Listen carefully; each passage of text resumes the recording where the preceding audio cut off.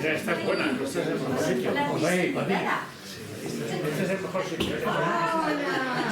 Lo voy a coger mejor sitio. Por venir, muchas gracias a Javier por hacer aquí la presentación del libro, a Carles Martí por también estar ahí con nosotros. Y nada, yo voy a dejar que hable, así que muchas gracias a todo el mundo. ¿Qué tal? Buenas tardes. ¿Se oye bien? Sí.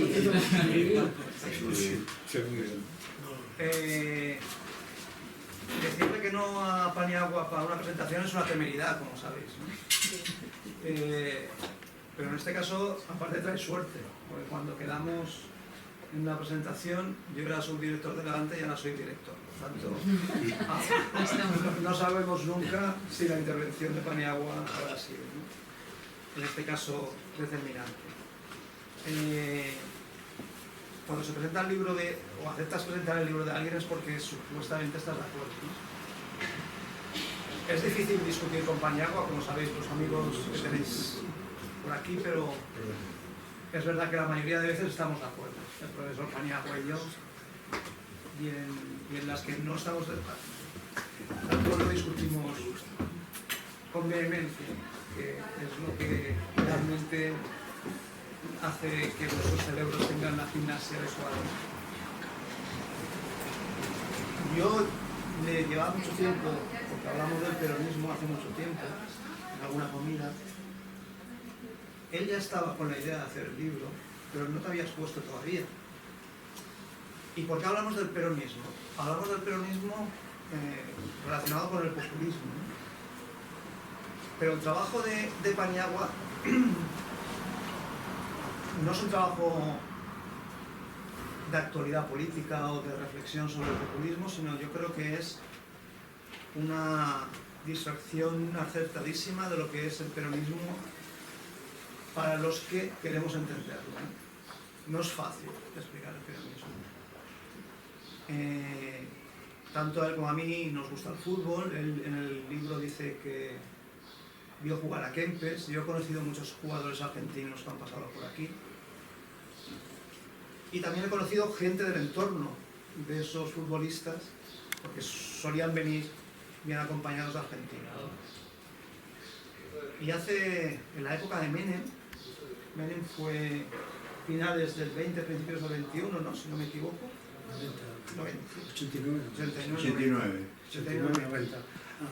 Conocí a un personaje del mundo del fútbol que había estado en el gobierno de Menem. Era peronista, obviamente, pero me contó la forma de estar en el gobierno de Menem.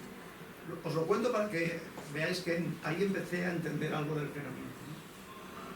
Resulta que el presidente Menem había formado su gobierno, etcétera, pero había nombrado, según me contaba, 5 asesores personales, obviamente a cargo del erario público, que su misión era subirse a los autobuses, ir por las cafeterías, pasear y parar la oreja, y cada cierto tiempo, que él nunca me definió, reportar, digamos, lo que sería testar, ¿no?, la ciudadanía.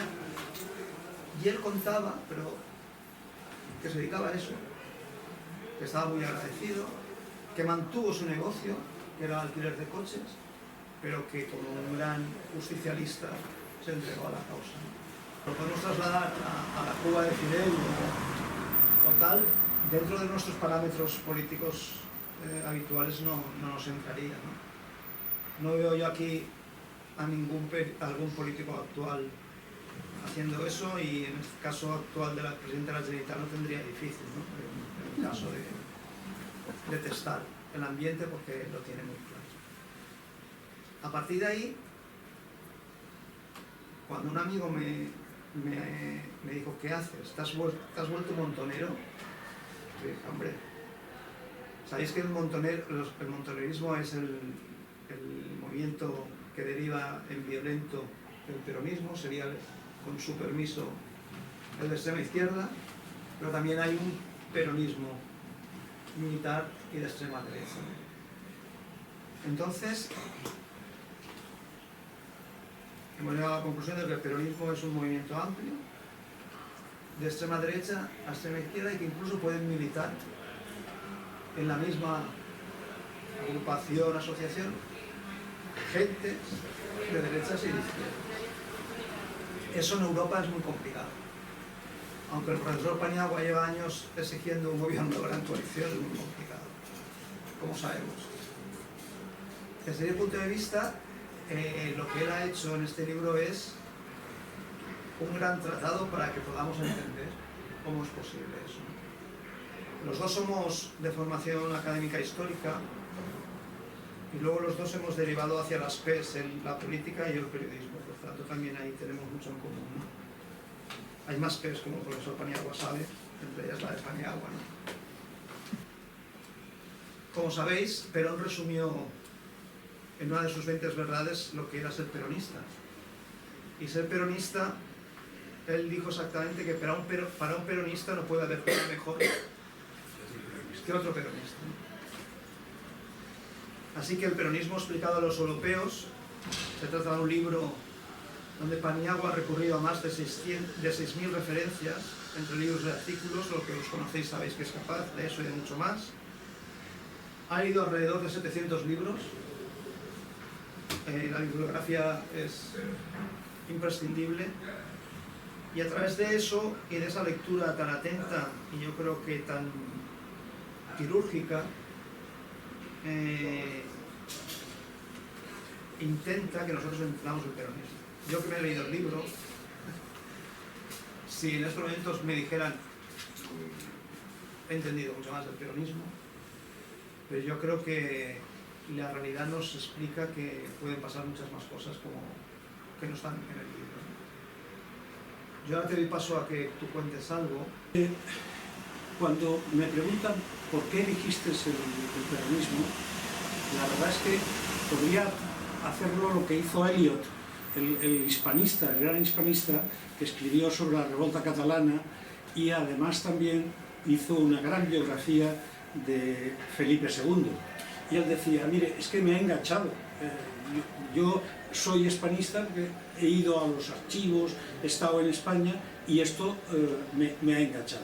A mí me ha pasado un poco también parecido con el peronismo, porque muchos compañeros, no solo de España, sino de fuera de España, me decían que le explicara de alguna manera qué era esto del peronismo. Y bueno, la verdad es que incluso los propios peronistas dicen, uy, explicar eso ni yo mismo, que soy peronista, puedo explicarlo. Es decir, había una situación difícil para mucha gente de entender qué era esto del peronismo. Yo quisiera decirles por qué y por qué la figura de Perón ha tenido una dimensión y la tiene actualmente en Argentina de una manera global, en los partidos políticos, en la cultura, en todo lo que es la sociedad argentina. El peronismo está presente.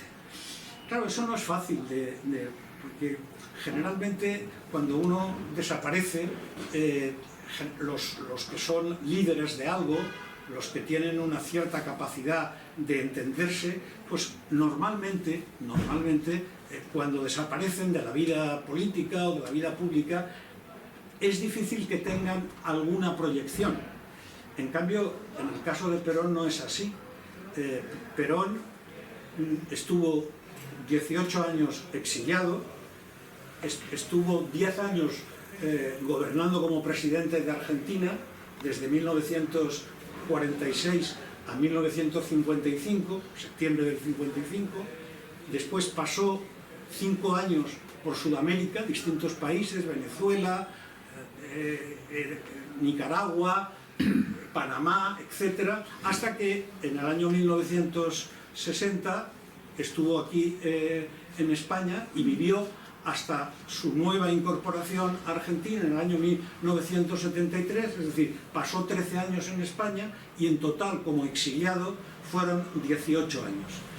Claro, eso no es fácil de entender, pero después de su muerte, que fue el 1 de julio de 1974, el peronismo no se ha acabado, el peronismo sigue.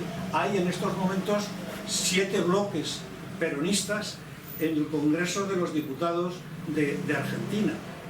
Y bueno, un intento de unificación, etc. Pero el peronismo está ahí, está en la sociedad, está incluso en la propia Iglesia Católica, que tiene una gran fuerza dentro del peronismo. Bueno, la verdad es que hay poca gente que tenga esta dimensión como lo ha tenido Perón. Tal vez yo podía remontarme, por ejemplo, a figuras como Jomeini. Jomeini estuvo mucho tiempo exiliado en Francia, pero curiosamente fue el que acabó con el Shah de Persia y llevó a cabo lo que se ha llamado la revolución de su pueblo.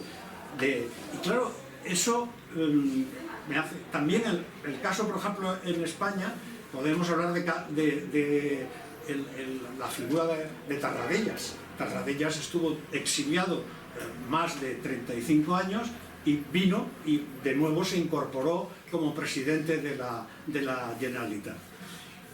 El caso de Mandela, pues también es otro ejemplo. Pero hay pocos ejemplos de personas que hayan tenido una capacidad de articular una vida social, política y tener todavía una base social que los defiende y que le sigue.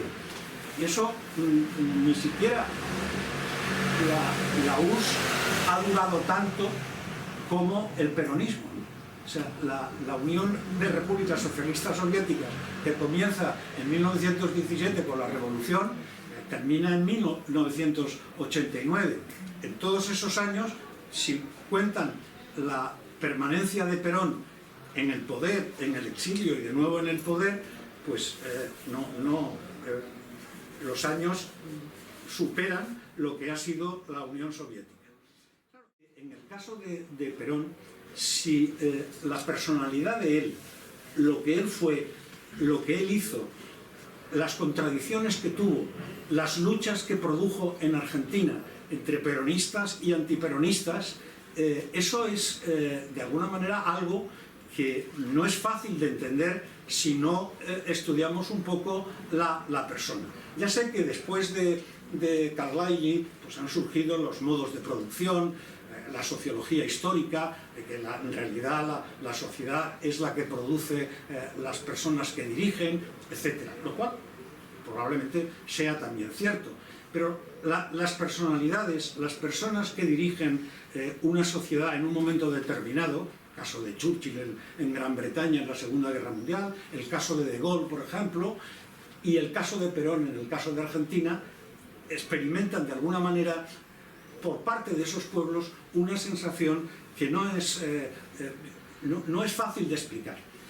Pero, ¿por qué Perón tiene esa fuerza política? ¿Por qué Perón ha conseguido que sus elecciones, las elecciones de votación que tuvo en Argentina, fueran tan abundantes? 60%, 62% en el año 73, es decir, ¿por qué la gente quería que Perón siguiera gobernando? ¿Cómo puede ser que un señor que haya estado en Madrid 13 años y en el resto de Sudamérica 5 años, en total 18 años de exilio, la gente siga queriendo que vuelva y que sea de nuevo el presidente? No es fácil de explicar, y sobre todo no es fácil de explicar porque los elementos teóricos, ideológicos del peronismo son también cambiantes, no solo desde el punto de vista ideológico, sino también desde el punto de vista práctico. Es decir, lo ha dicho antes mi amigo, el director actual de Levante, Joan Carles Martí, que realmente hay un peronismo de izquierdas que además se concretaría en un momento determinado en un peronismo guerrillero. Las guerrillas, en el caso de Argentina, no solamente fue peronista, también fue peronista, sino guerrilleros que habían incluso estudiado en Cuba las técnicas de la guerrilla, y incluso apoyados por la Iglesia Católica, por una parte de la Iglesia Católica. De hecho, los cubanos, cuando recibían a estos futuros guerrilleros que irían a luchar, se quedaban extrañados porque estos que estaban aprendiendo la lucha guerrillera, tanto en las zonas montañosas como en la ciudad, después de acabar las clases de guerrillero, iban y rezaban el rosario, cosa que los cubanos no acababan de entender esa cuestión. Es decir, la implicación de la Iglesia o de los actores eclesiásticos en aquel momento, el famoso padre Mujica, que fue uno de los elementos claves en esta solución, y que lo mataron. Unos dicen que lo mató la propia guerrilla cuando él se separó de la guerrilla, y otros dicen que fue la AAA. Por lo tanto, el mundo este del peronismo tiene elementos tan diversos que puede ser esta izquierda, pero también hay un centro político. También los socialdemócratas lo han considerado en la última etapa, sobre todo cuando él pierde el poder en 1955, como un elemento que implantó de alguna manera las tesis de la sociedad del bienestar, de la de Beveridge, después que se hizo después de la Segunda Guerra Mundial. Es decir, que de alguna manera también hay un factor político que ha defendido a Perón desde la socialdemocracia. Y hay un factor político que ha defendido a Perón desde la derecha, incluso desde la extrema derecha. Recuerdo aquellas frases que en la patria de Perón ni judíos ni masón pueden vivir. Es decir, ni en la patria de Perón no hay ni judíos ni masón. Es decir, había también un elemento de derechas que se fue extendiendo a lo largo también de esto, y que por lo tanto hemos encontrado en el peronismo elementos muy diversos. ¿Y eso por qué? Es decir, ¿por qué Perón acaba siendo tan diverso y la gente de un lado y de otro se siente vinculada a Perón? Claro, si hay también, lo mismo que hay un peronismo, hay un antiperonismo.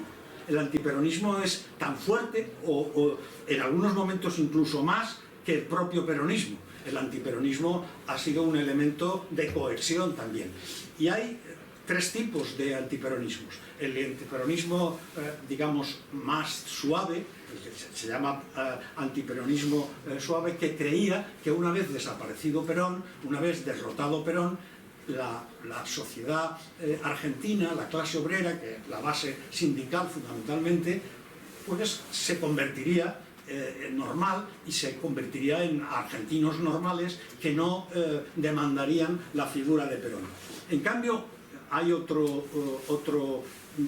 también otro antiperonismo que dice, bueno, lo que hay que hacer es que el Perón desaparezca, pero que las bases peronistas se incorporen a la sociedad argentina y por lo tanto diluir al peronismo de alguna manera en la estructura social de Argentina. Y después está el peronismo radical, donde ahí intervinieron también los militares, donde decía que Perón había que eliminarlo. Y había que eliminar no solo a Perón, sino el peronismo. Eso también son las tres fases del peronismo. Hay cuatro peronismos a lo largo de la historia. Un peronismo al principio, entre 1946 y 1955, casi 9 años y medio. Hay un peronismo de resistencia que va desde 1956, cuando la revolución, llamada Revolución Libertadora, consiguió derrotar a Perón, y por lo tanto Perón tuvo que exiliarse, que va desde 1956 a 1973. Y ahí se produce, digamos, un peronismo que empieza a dividirse. Hay un peronismo sin Perón. Hay un gran líder, un líder también sindical, que es Bandor, que pretende decir, no, nosotros somos peronistas por las ideas, por la práctica y tal, pero no queremos que Perón vuelva. Ese es el peronismo sin Perón. A partir de 1959, con el otro gran partido que hay en Argentina, la Unión Cívica Radical, UCR, la Unión Cívica Radical, de alguna manera intenta que Perón entre por el cauce constitucional que se había perdido.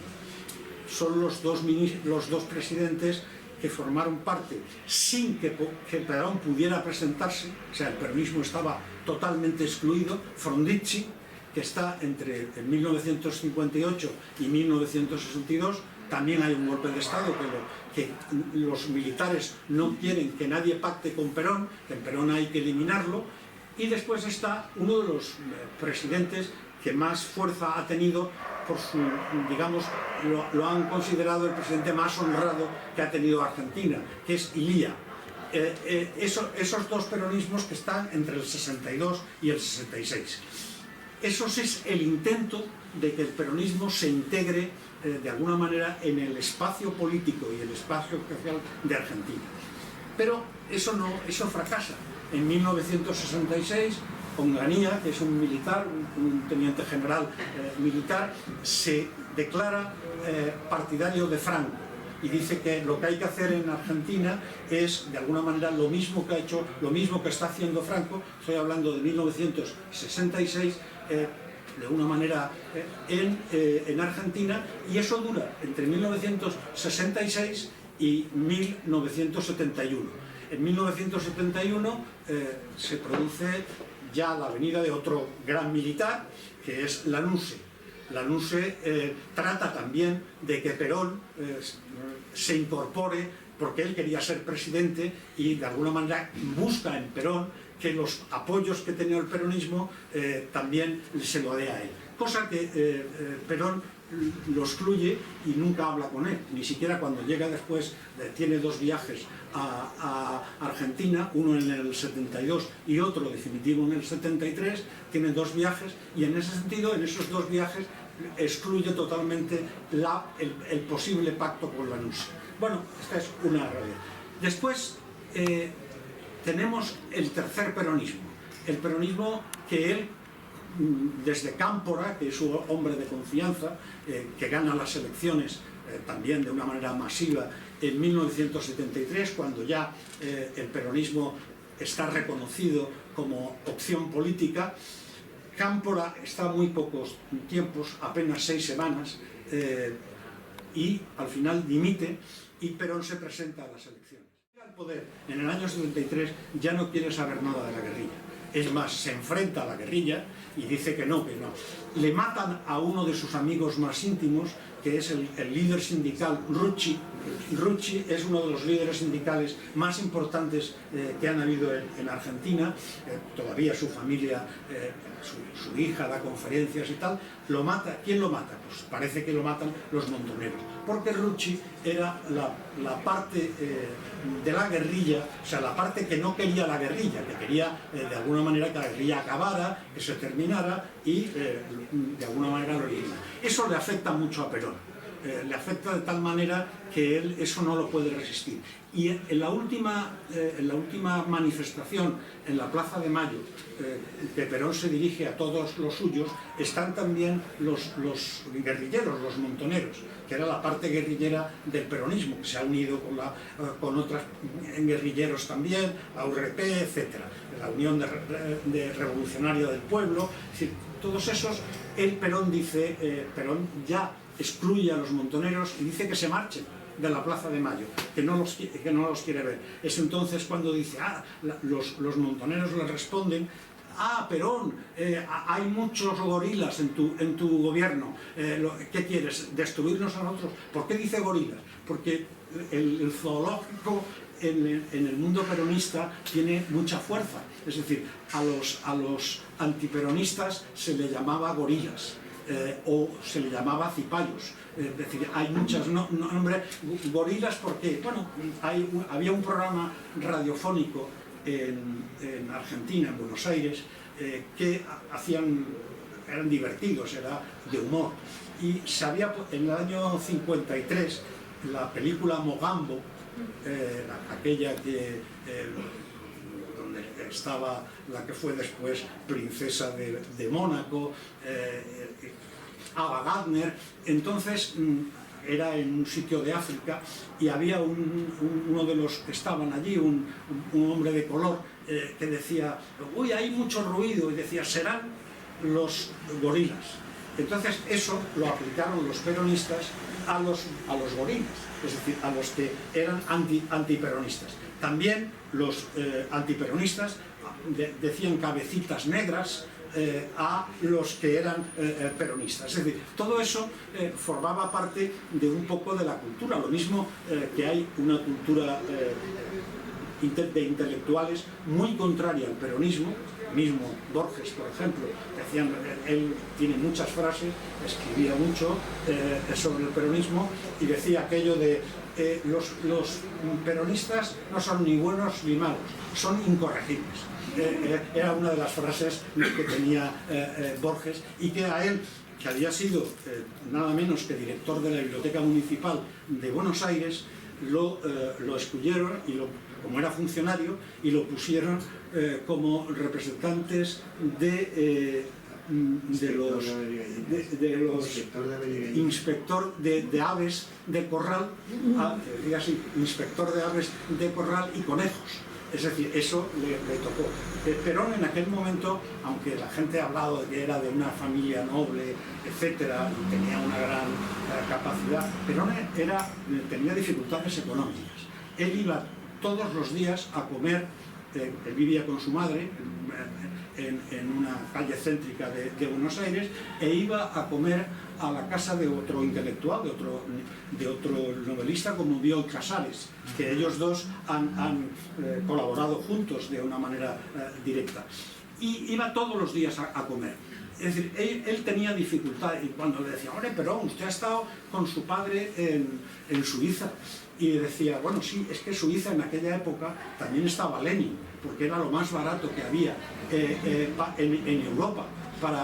Hoy día Suiza no es así, pero en aquella época se podía vivir por los restos que tenía de su familia, podía vivir como vivió casi 6 años allí en Suiza, y hizo viajes a España, donde conoció a algunos de los intelectuales importantes que después despuntaría en la Segunda República. Él era una persona antiperonista permanente, pero no solamente él, otros novelistas también conocidos como Sábato, que es uno de los grandes novelistas importantes de Argentina de esa época, tampoco, a la única que defendía era a Evita. No defendía a Perón, decía que Perón era un dictador, que Perón era un totalitario, etc. Bueno, este es el tercer peronismo, que es el que lo dirige Perón en contra de la guerrilla, donde también va a actuar la AAA, que es los antirrevolucionarios que mataron, según se cuentan, a más de 5.000 personas simplemente porque consideraban que eran de izquierdas o eran peronistas, y era López Rega, que era el que dirigió esto. Aunque últimamente las investigaciones que han habido han dicho que no solo era López Rega, que también estaba implicado Perón en el asunto. Es decir, que de alguna manera Perón tampoco era, en esta tercera fase de su dirección política, ya no estaba de acuerdo en lo que estaba ocurriendo con la guerrilla, con la toma de cuarteles, la toma de armas, la muerte de muchas personas por las armas, y por lo tanto Perón, de alguna manera, según algunos que han publicado esto, algunas investigaciones, pues también se consideraba que la triple alianza, alianza anticomunista argentina, pues está bien, estuviera implicado Perón. Desde luego, eso está por discutir, o se ha discutido desde el punto de vista geográfico. Siempre se casó por la Iglesia Católica. Él era muy fan de la Virgen de Luján, donde iba de año en año a hacerle peregrinaciones. En ese sentido, su teoría, él decía que estaba de acuerdo con la teoría social de la Iglesia, aunque tenía sus propias divergencias. La verdad es que el peronismo teórico, lo que es el peronismo teórico, como podemos hablar de un peronismo, por ejemplo, de la socialdemocracia, Bernstein, o podemos hablar de gente que ha reflexionado y ha planteado las estructuras políticas desde el punto de vista teórico. En Perón eso es realmente flojo. Si no hubiera tenido esa dimensión política tan importante, esa dimensión, él decía siempre que mejor que hablar es hacer. Esa era su frase favorita, lo cual conecta con el decisionismo del famoso escritor de los años 30 en Alemania, que hablaba del decisionismo, que el mundo liberal perdía por terribles discusiones en el Parlamento que nunca se llevaba a ningún asunto. Y él por eso decía, mejor que hablar es hacer. Es decir, la idea de que hay que tomar decisiones, hay que practicar las cuestiones, pero su teoría política realmente era muy débil. ¿Cuáles son? Él pensaba en la tercera posición. En la tercera posición es que ni socialismo, ni comunismo, ni capitalismo. Hemos de conseguir una especie de cuestión central donde se coja lo mejor de uno y lo mejor de otro. Curiosamente, él organiza en la ciudad de Mendoza, en el año 48, organiza un congreso de filosofía. Un congreso de filosofía donde va Bertrand Russell, donde va Gentile, gente, entonces, Gadamer, el de la hermenéutica. Es decir, de aquí de Valencia va Korsgrau, que era el catedrático de filosofía del derecho. Es decir, hay cerca de 500 personas que están en ese congreso. Y él hace una ponencia, algunos dicen que no la escribió él, pero bueno, eso no se puede saber, sobre la comunidad organizada. Él cree que Argentina tiene que ser una comunidad que se organice y no que haya tantas discrepancias entre los propios argentinos. Hay una parte importante en el peronismo que es el nacionalismo argentino. Es decir, una parte del peronismo estuvo basada en las fuerzas sindicales. Formaciones como Forja, por ejemplo, fueron elementos claves en su decisión política. Jauretche, que es uno de los grandes intelectuales nacionalistas argentinos, decía que Argentina necesitaba tener una estructura política nacional que pudiera consolidarse como tal Estado. Bueno, pues en esta situación Perón, agotado, Perón, por otra parte, dice que tenía en ese momento 79 años. No es verdad, él tenía ya 81. ¿Por qué? Porque si cogemos la historia de Perón, hay un famoso médico, que se llama Hipólito Benito, que a Perón le daban como nacimiento Lobos, la ciudad de Lobos. Está en la misma Pampa, pero este médico impugnó ese nacimiento y fue a un pueblo que se llama Roque. Entonces dijo que no, él había nacido en Roque. Lo que pasa es que la madre y el padre de Perón, cuando Perón nace, la madre de Perón se llamaba Sosa, Juana Sosa, y el padre se llamaba Mateo Perón.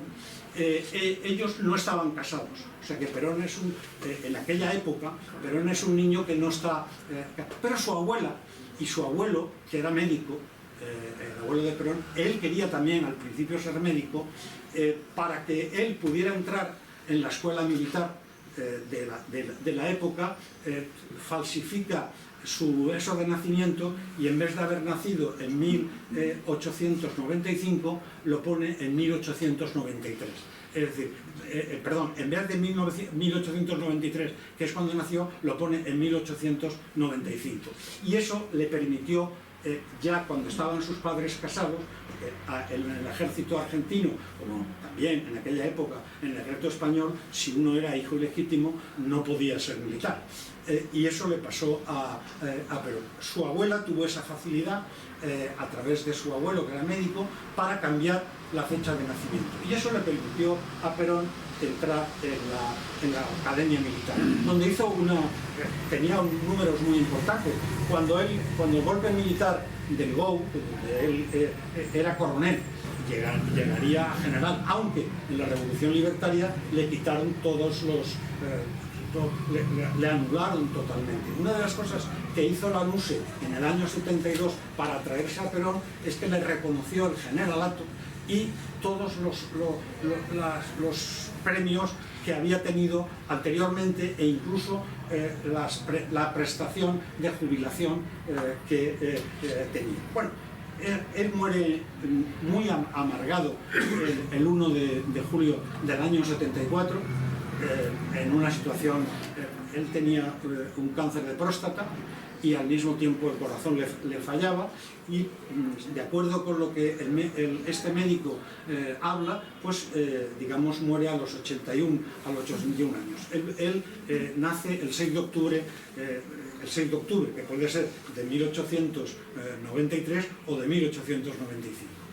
Y bueno, a partir de ahí le sucede su tercera mujer, María Estela, que todavía vive cerca de Madrid, y ahora le han dado un premio, no sé qué es, cultura de Sociedad Cultural Argentina. Tiene 85 años en este momento. Está inválida, pero la mujer sigue. No ha dado nunca ningún tipo de entrevista a ningún periodista ni a ningún investigador. Yo he intentado hablar con ella, pero no he podido. Entonces consigue el Partido Justicialista, porque de acuerdo con la ley argentina no se podía llamar nadie en un partido político partido del mismo nombre que uno era. No se podía decir yo soy del Partido Peronista, porque Perón era una figura y tenía un nombre.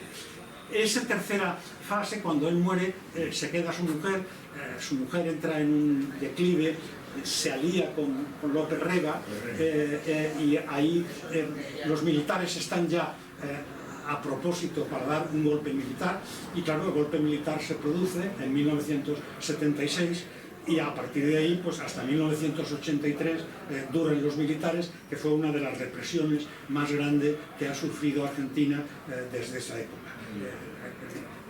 Hay gente que emigra, entre ellos tu maestro Piazzolla, se marcha a París.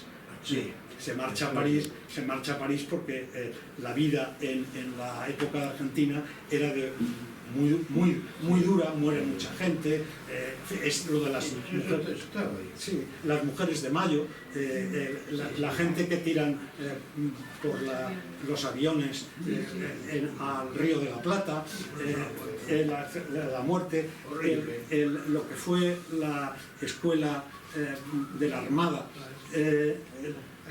la escuela es el ESMA, en la escuela de la Armada, donde se produjeron torturas permanentemente. Bueno, todo eso forma parte de esa proyección después de la muerte de Perón.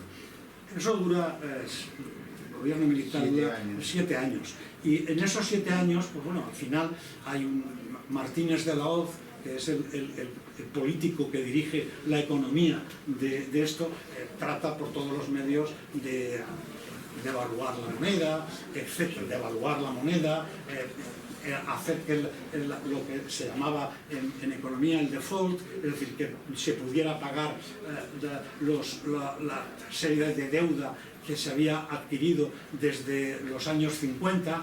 Bueno, todo eso produce una situación en Argentina trágica.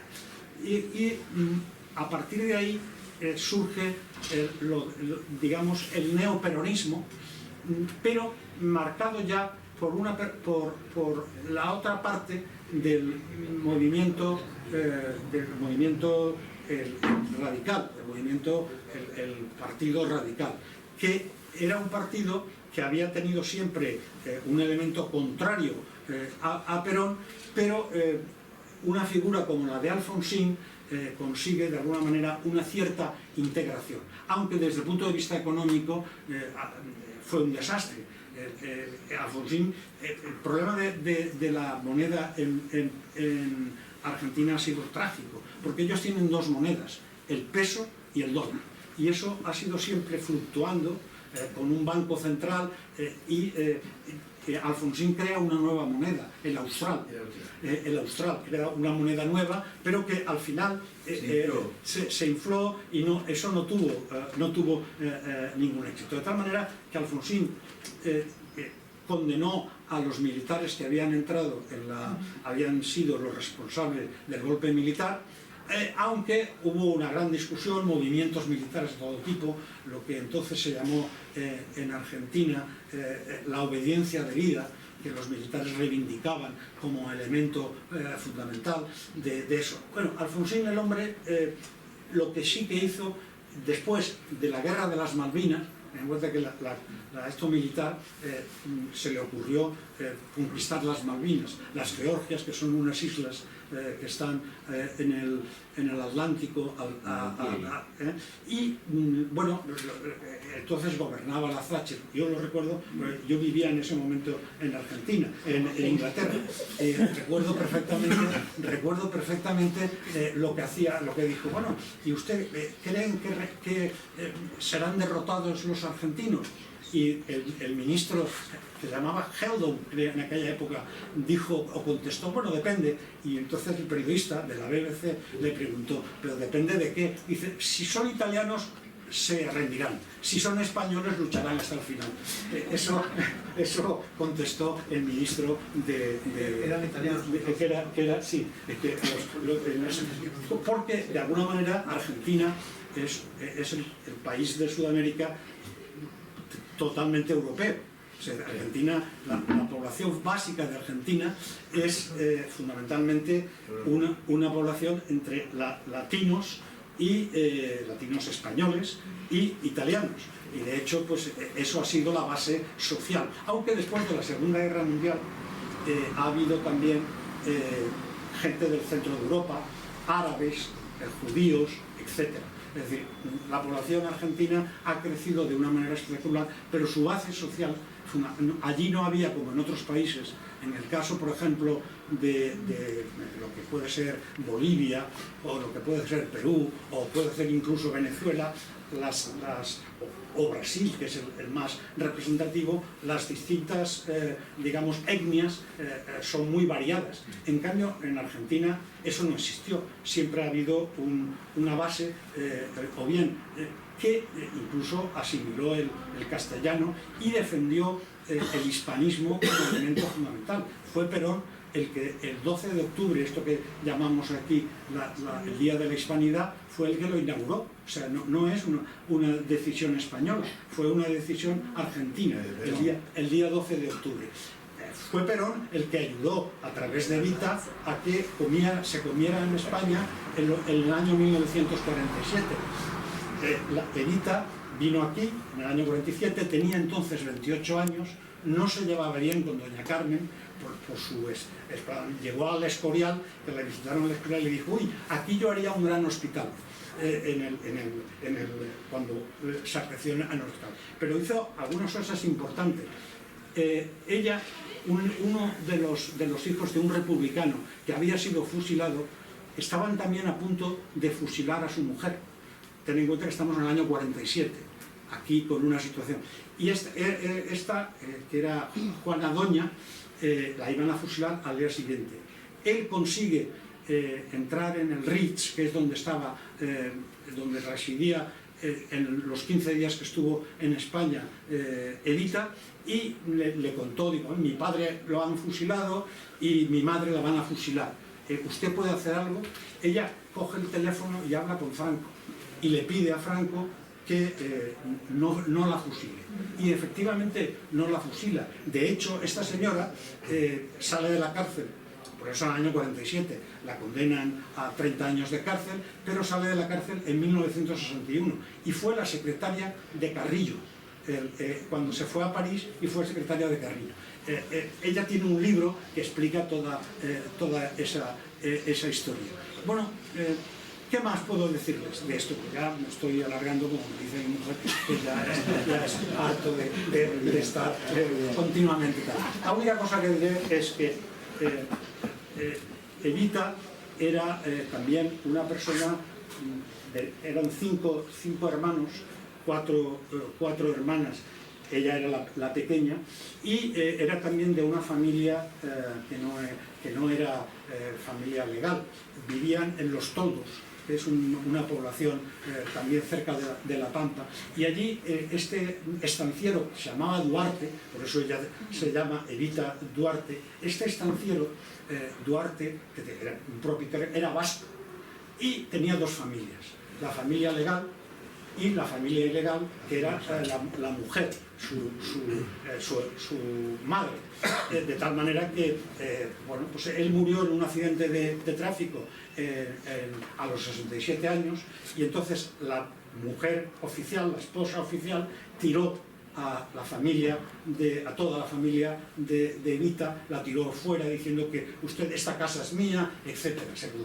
De tal manera que en el entierro, hay una película sobre eso, en el entierro se presenta la madre de Evita junto con todos sus hijos.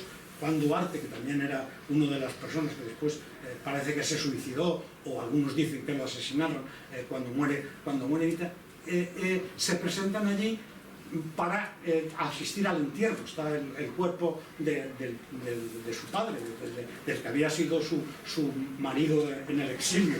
Entonces resulta que no la dejan entrar, pero al final ella, Evita, que tenía 9 años, aparta a la gente y entra, y durante 10-15 minutos están con el cadáver de el que había sido su padre.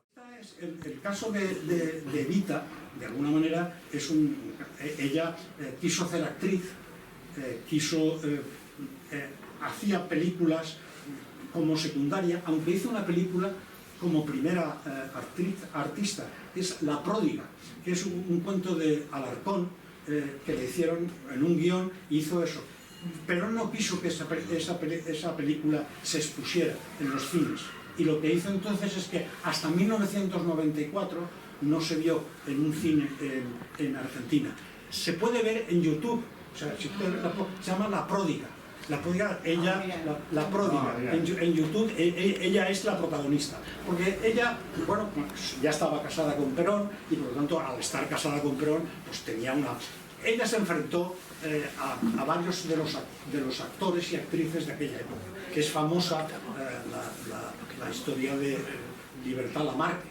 Libertad Lamarque, ella le pegó una torta a Libertad Lamarque, porque ella llegaba siempre tarde cuando tenía que hacer la película o tenía que introducir la película.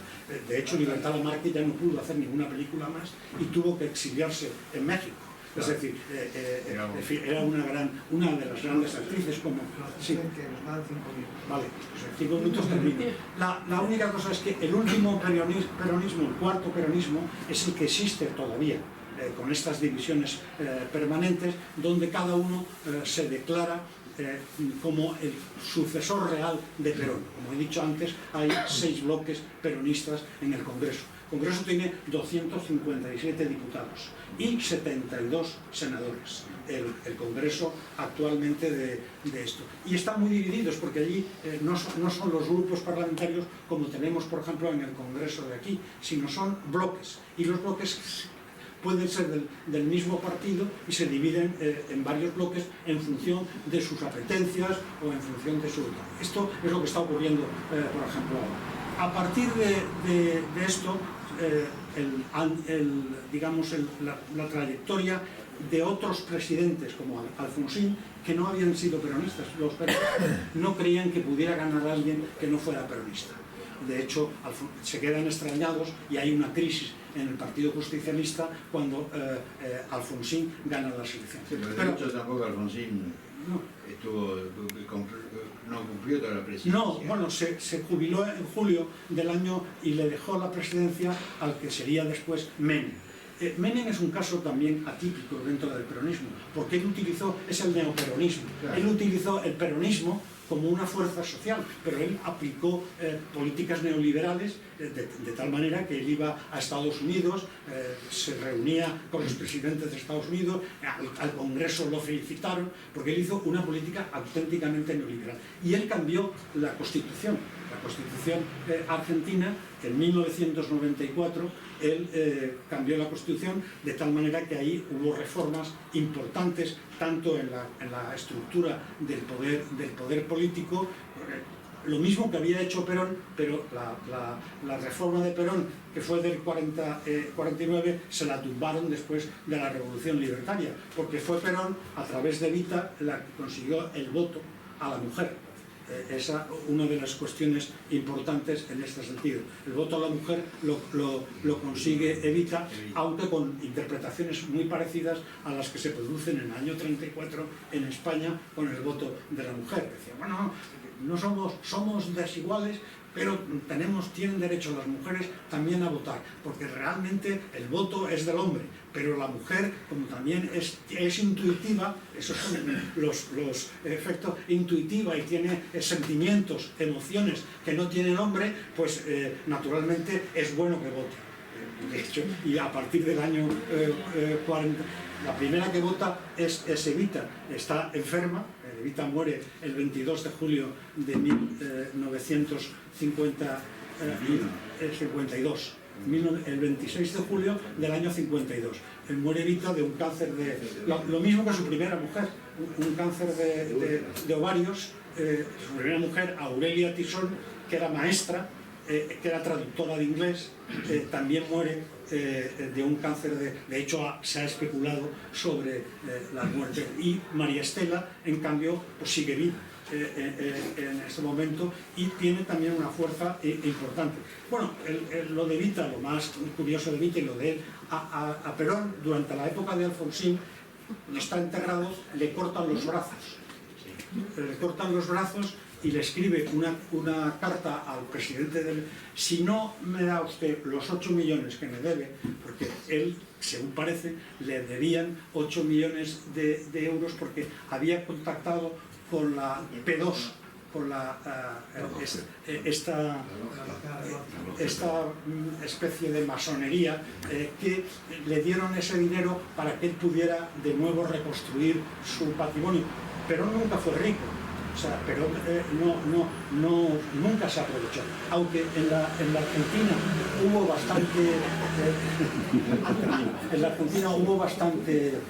bastante corrupción. Hay un gran periodista que se llama La Nata, que acaba de morir hace poco, que ha sido una de las personas que más ha estudiado la corrupción en Argentina, pero en todas las épocas. Perón no fue nunca una persona corrupta.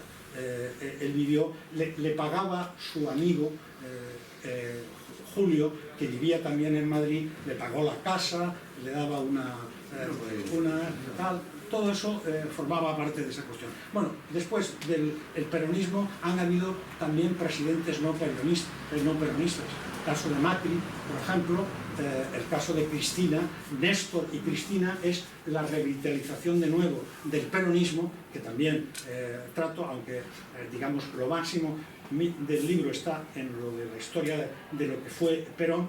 De hecho,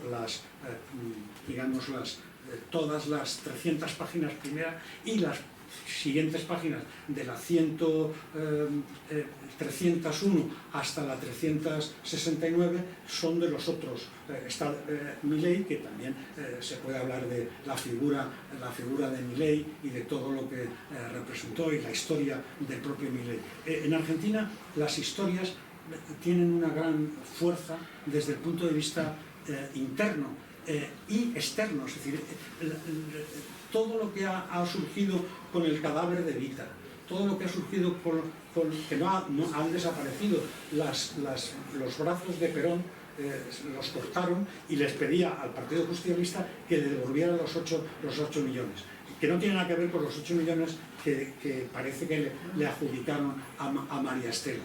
Y entonces fue una operación de de una serie, porque el féretro de Perón, que no estaba en la Recoleta, estaba en el otro, no recuerdo ahora el nombre, en el otro cementerio, estaba en la Chacarita, estaba totalmente cerrado, tal, lo pudieron abrir y le cortaron los brazos. Los brazos han desaparecido, o sea que el cadáver de Perón en estos momentos está desaparecido, y le pedían al Partido Justicialista que le diera los 8 minutos. Bueno, esta es un poco la historia en general de todo. Junto a eso, bueno, hay una cultura popular importante.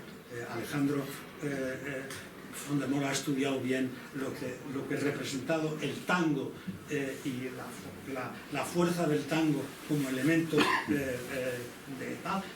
Aquí, bueno, Daniel es uno de los grandes bandeón que hay en estos momentos en el panorama artístico, lo mismo que ella. Es también una de las personas, una de las grandes pianistas que existen y que da conciertos por todo el mundo. Es decir, la cultura argentina, lo mismo que los grandes literatos, tiene también, la cultura argentina tiene premios Nobel, es decir, hay 2 premios Nobel en Argentina, tiene grandes compositores de la cultura. En esto ahora publica precisamente Alejandro un libro sobre el tango que se llama crítico, o sea, hay un tango sentimental, un tango emotivo. Gardel es un producto de esto, pero también hay un tango crítico, un tango contra el poder político, que en ese sentido, aparte del libro que tiene ya sobre la historia del tango, ahora probablemente tendremos la suerte de poder publicar este libro. Bueno, yo no sé... El preámbulo está genial, me queda más.